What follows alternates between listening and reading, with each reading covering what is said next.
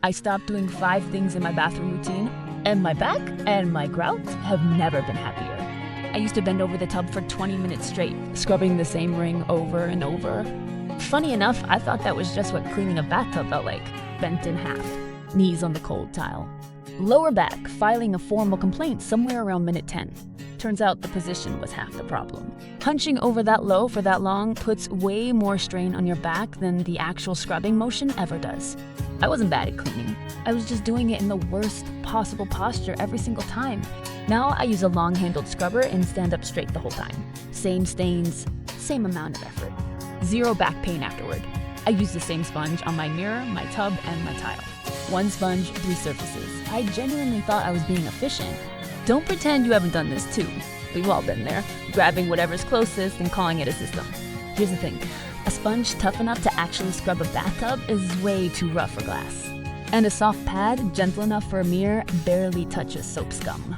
So I was either scratching things or not actually cleaning them. Sometimes both, in the same 5 minutes without even realizing it. Different surfaces need different heads. Not 8 different tools cluttering a drawer, just the right one for each job. I let my grout lines go from white to gray, and for a long time I just figured that was their color now, like it had aged out of being fixable. Honestly, I'd basically given up on it.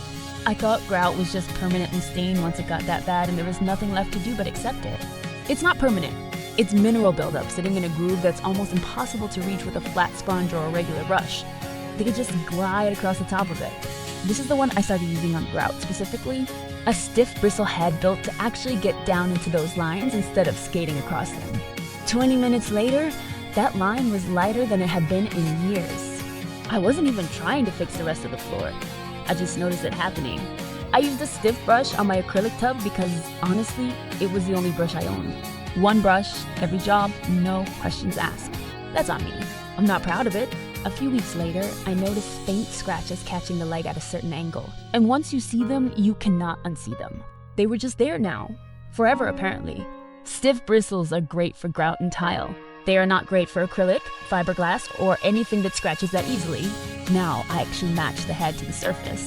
Bristle brush for tile and grout, a softer scouring pad for the tub itself, microfiber for glass and mirrors. Took me embarrassingly long to figure out that wasn't optional.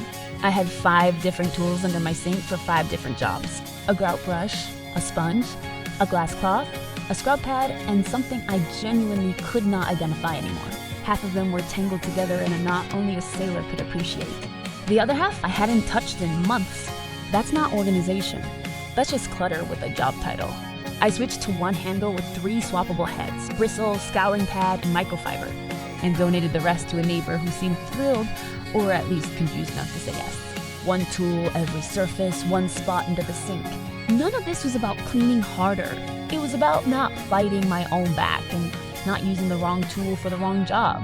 If your bathroom routine still has you bent over a tub or guessing which sponge goes where, it's worth fixing before your back makes that decision for you.